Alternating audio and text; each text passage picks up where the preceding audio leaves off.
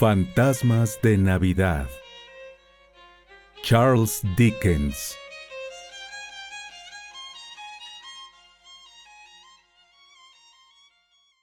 Me gusta volver a casa por Navidad. A todos nos pasa, o al menos así debería ser.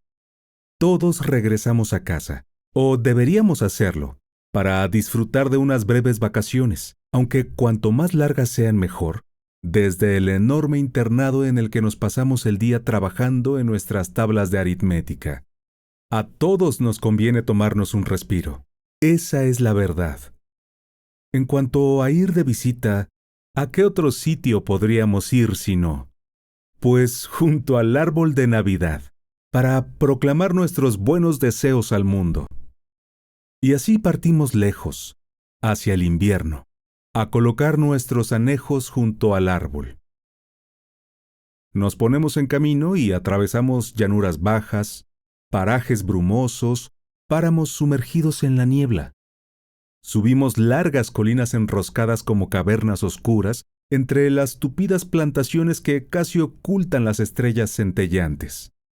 Y así continuamos, por amplias mesetas, hasta detenernos con un silencio repentino frente a una avenida. La campana junto a la verja resuena profunda y casi espantosa en el aire helado.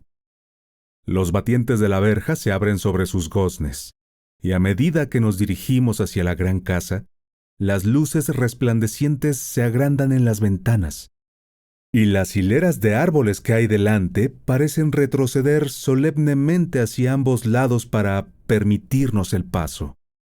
Por un momento, aniquila el silencio la rauda carrera de una liebre que a lo largo del día, por intervalos, se ha dedicado a atravesar el blanco tapete nevado, o el estrépito lejano de una manada de ciervos pisoteando la escarcha endurecida.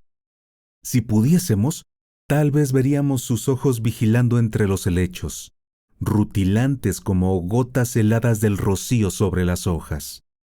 Pero están quietos, y todo permanece en calma. De este modo, con las luces que se agrandan y los árboles que se retiran ante nosotros y se reúnen de nuevo tras nuestro paso, llegamos a la casa. Probablemente flota en todo momento un aroma a castañas asadas y a otras cosas buenas, puesto que estamos narrando historias invernales, o, para nuestra vergüenza, historias fantasmales, alrededor de un fuego navideño, y solo nos levantaremos para acercarnos más a él y calentarnos. Sin embargo, todo esto carece de importancia. Llegamos a la casa, una vieja mansión coronada por grandes chimeneas, en donde arde la leña ante perros viejos que se arriman al hogar, y retratos macabros, algunos de ellos con leyendas igualmente macabras, que miran hoscos y desconfiados desde el entablado de roble de las paredes. Somos gentilhombres de mediana edad, y compartimos una generosa cena con nuestros anfitriones y sus invitados. Es Navidad, y la casa está repleta de gente. Decidimos retirarnos pronto. La nuestra es una habitación muy antigua, cubierta por tapices. Nos desagrada el retrato de un caballero trajeado de verde que cuelga sobre la chimenea. Grandes vigas negras recorren la techumbre y se ha dispuesto para alojarnos un gran dosel negro que a los pies se ve sustentado por dos grandes figuras negras que parecen sacadas de sendas tumbas de la vieja iglesia del Barón ubicada en los jardines. A pesar de ello, no somos caballeros supersticiosos y nos da lo mismo. Bien, despachamos a nuestro sirviente. Cerramos la puerta con llave y nos sentamos frente al fuego, enfundados en nuestra bata, a meditar sobre multitud de asuntos. Finalmente nos acostamos. Bueno, no podemos dormir. Nos revolvemos una y otra vez sin poder conciliar el sueño. Los rescoldos del fuego arden relampagueantes y hacen parecer la habitación más fantasmagórica, si cabe. No podemos evitar escudriñar, por encima de la colcha, las dos figuras negras que sostienen la cama, y sobre todo ese caballero verde, dotado de un aspecto tan perverso. Parece avanzar y retirarse en medio de la luz temblorosa, la cual, a pesar de que no somos en absoluto hombres supersticiosos, no nos resulta nada agradable. Bueno, nos vamos poniendo más y más nerviosos. Decimos, esto es absurdo, pero lo cierto es que no podemos soportarlo. Fingiremos estar enfermos y haremos que acuda alguien en nuestra ayuda. Bueno, precisamente estábamos a punto de hacerlo cuando de repente la puerta se abre y entra una joven de una palidez mortecina y largos cabellos rubios que se desliza junto al fuego y toma asiento en la silla que antes habíamos ocupado, frotándose las manos. En ese momento advertimos que sus ropas están mojadas. Tenemos la lengua adherida al paladar y no somos capaces de articular palabra, pero la observamos con detalle. Su ropa está húmeda, su largo cabello está salpicado de barro. Va vestida según la moda de hace 200 años y lleva en el cinto un manojo de llaves herrumbrosas. Bueno, ella sigue sentada, sin moverse, y es tal el estado en que nos hallamos que ni siquiera somos capaces de desmayarnos. En ese momento ella se levanta y empieza a probar sus oxidadas llaves en todas y cada una de las cerraduras del dormitorio, sin que ninguna sirva. Entonces fija su mirada en el retrato del caballero verde y exclama, con una voz grave y terrible, «¡Los siervos lo saben!». A continuación vuelve a frotarse las manos, pasa junto a la cama y sale por la puerta. Nos ponemos la bata apresuradamente, echamos mano de las pistolas, sin las que nunca salimos de casa, y nos disponemos a seguir a la muchacha. Cuando hallamos la puerta cerrada, giramos la llave, y al asomarnos al oscuro pasillo no divisamos a nadie. Deambulamos inútilmente en busca de nuestro sirviente. Recorremos la galería hasta que rompe el día, para luego volver a nuestra desolada habitación, caer dormidos y ser despertados por nuestro criado. A él nada le aterroriza, que cuando abre la ventana nos revela un sol resplandeciente. Bien, tomamos un triste desayuno, y todo el mundo nos comenta que parecemos indispuestos. Concluido el desayuno, recorremos la casa con nuestro anfitrión, y le conducimos hasta el retrato del caballero de verde, y en ese momento todo se aclara.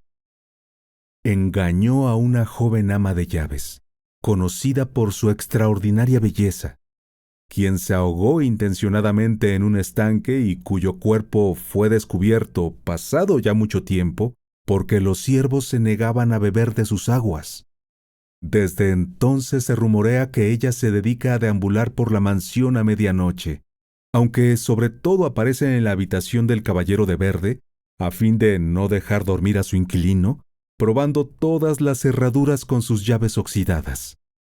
Bien, contamos a nuestro anfitrión cuanto hemos visto y una sombra se cierne sobre su semblante. Nos suplica que guardemos silencio y nosotros obedecemos. Sin embargo, todo lo que hemos contado es cierto, y así lo relatamos antes de fallecer. Ahora estamos muertos, a muchas personas serias que nos quieren escuchar. Son innumerables las viejas casas solariegas, con sus pasillos retumbantes, sus sombríos aposentos y sus salas hechizadas que llevan años clausuradas, a través de las cuales podemos divagar mientras un agradable escalofrío nos recorre la espalda y toparnos con todo tipo de fantasmas. Aunque tal vez sea importante recalcarlo, en general estos se reducen a unos pocos tipos o clases, ya que debido a la escasa originalidad de los espectros, en su mayoría suelen deambular haciendo rondas previamente fijadas. Resulta habitual también que haya ciertas baldosas de las que sea imposible borrar las manchas de sangre que quedaron en tal o cual habitación o descansillo, y que datan de cuando cierto amo malvado, varón, caballero o gentil hombre se suicidó en aquel mismo lugar.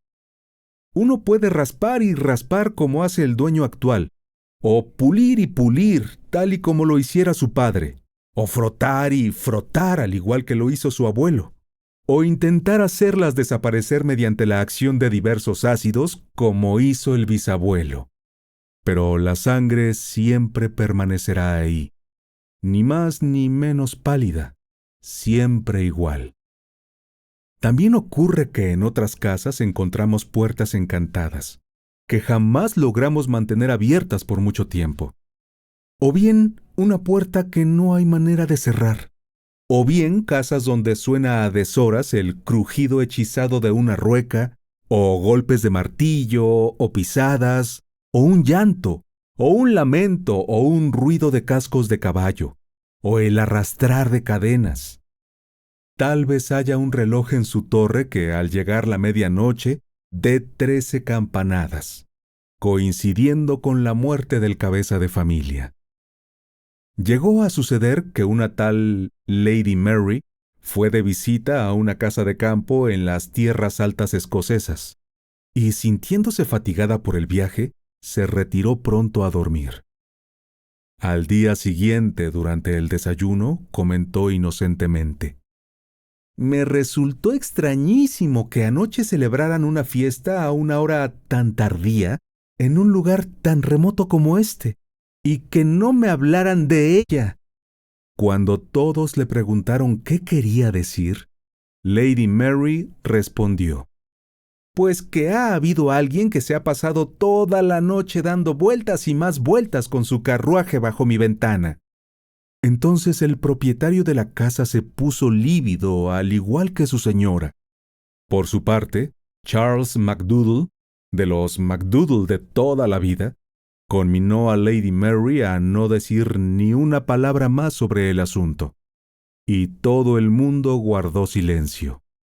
Después del desayuno, Charles MacDoodle contó a Lady Mary que era una tradición en aquella familia que aquel ajetreo de carruajes en el patio presagiase alguna muerte.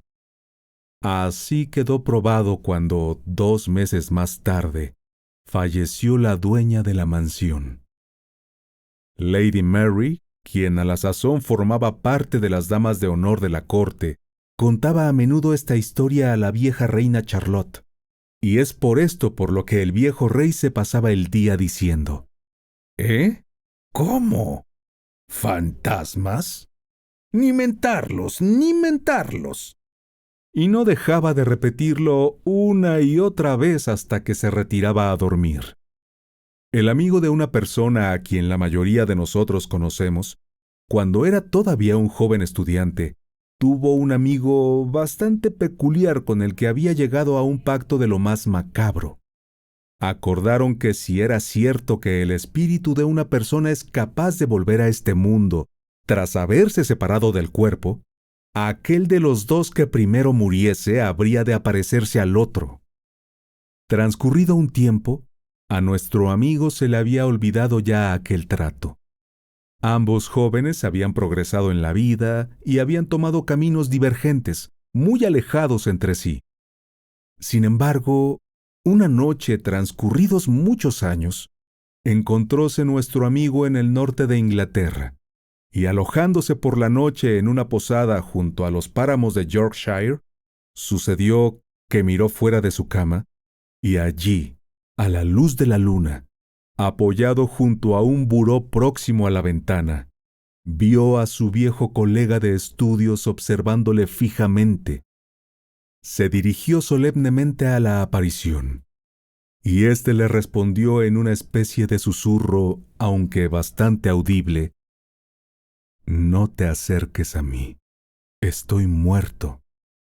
Heme aquí para cumplir mi promesa. Vengo de otro mundo, pero no puedo revelar sus secretos». En ese momento la aparición palideció, pareció fundirse con la luz de la luna y se desvaneció. Cuentan también el caso de la hija del primer ocupante de una casa isabelina, bastante pintoresca, que se hizo relativamente famosa en nuestro barrio. ¿Han oído quizás hablar de ella? ¿No? Pues bien, siendo una bella muchacha de 17 años, dio en salir una tarde de verano durante el crepúsculo a recoger flores en el jardín. Pero de pronto, su padre la vio llegar corriendo a la puerta de la casa. Estaba aterrada y gritaba con desesperación. ¡Ay, Dios mío! Querido padre, me he encontrado conmigo misma. Él la abrazó, la consoló y le dijo que no se preocupase. Probablemente habría sido víctima de algún capricho de su imaginación. Entonces ella le dijo: «¡Oh, no! Te juro que me encontré conmigo misma cuando caminaba por el paseo. Estaba muy pálida recogiendo flores marchitas y giraba la cabeza sosteniéndolas en alto». Aquella misma noche, la muchacha murió. Se comenzó a pintar un cuadro con su historia. Si bien nunca fue terminado y dicen que aún hoy el cuadro permanece en algún lugar de la casa, vuelto de cara a la pared. El tío de mi cuñado volvía a casa a caballo. Era una tarde apacible y ya estaba anocheciendo. De repente, en una vereda cercana a su propia casa, vio a un hombre de pie frente a él, ocupando el centro mismo de un estrecho paso.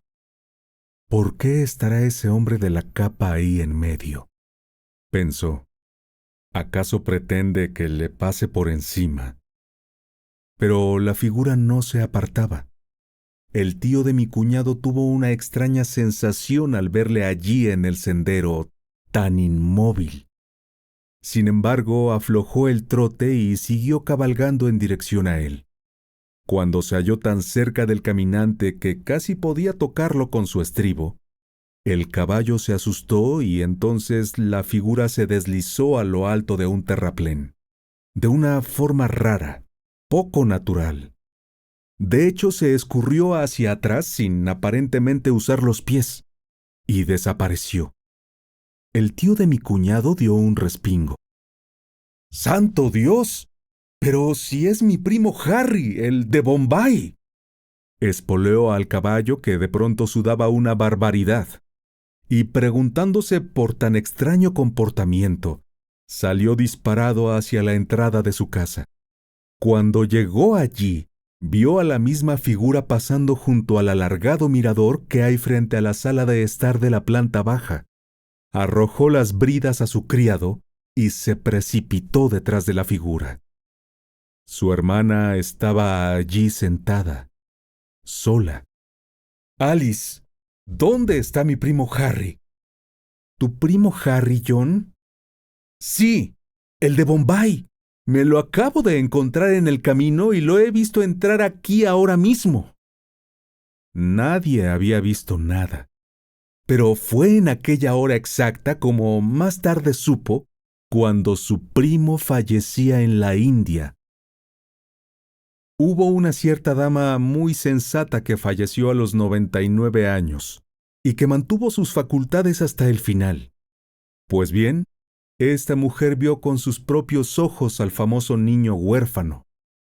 Esta es una historia que con cierta frecuencia se ha venido contando de manera incorrecta. He aquí lo que ocurrió en realidad, pues de hecho se trata de una historia que ocurrió en nuestra propia familia. La vieja dama era una pariente lejana. Cuando tenía alrededor de 40 años, época en la que aún era conocida por su belleza poco común, hay que decir que su amado murió joven, razón por la cual ella nunca se casó, aunque recibió numerosas proposiciones al respecto. Se trasladó con su hermano, que era comerciante de artículos indios, a una casa que éste había comprado no hacía mucho en Kent. Corría la leyenda de que aquel lugar había sido una vez administrado por un tutor de un niño.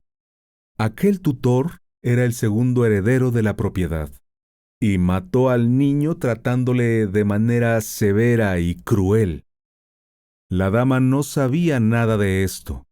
Se dijo que en la habitación de ella había una jaula en la que el tutor solía encerrar al niño.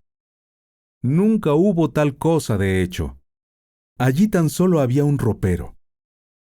Una noche se fue a dormir.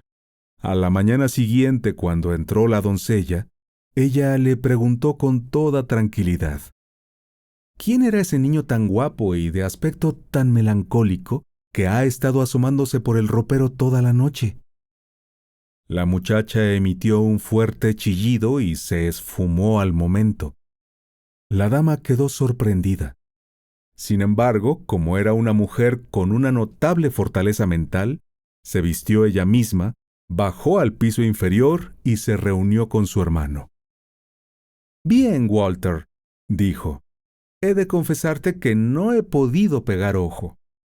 Una especie de niño de aspecto melancólico, bastante guapo, ha estado importunándome toda la noche y saliendo por el vestidor de mi cuarto, cuya puerta, eso te lo puedo asegurar, no hay alma humana que pueda abrir. ¿Qué clase de truco es este?» «Me temo que no es ningún truco, Charlotte», respondió él. «Ese niño forma parte de la leyenda de esta casa. Es el niño huérfano. ¿Qué es lo que dices que hizo anoche? Abría la puerta sigilosamente», dijo ella, «y se asomaba. A veces avanzaba un paso o dos dentro del dormitorio. Entonces yo le llamaba animosamente a pasar.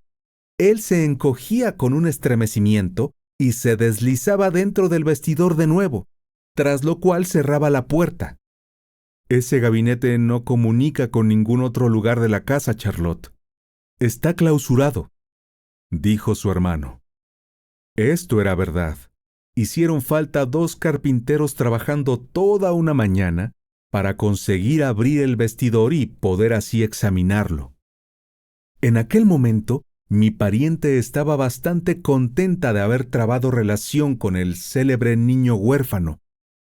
A pesar de ello, la parte más terrible de la historia es que, posteriormente, también sería avistado sucesivamente por 3 de los hijos de su hermano, que acabaron muriendo jóvenes.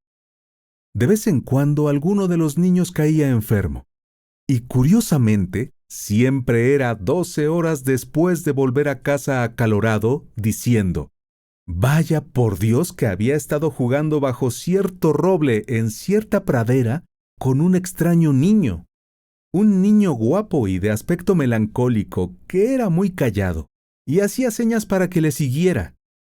De la fatal experiencia, los padres dedujeron que se trataba del niño huérfano y que el destino de los niños quedaba inexorablemente marcado por ese encuentro. Fin.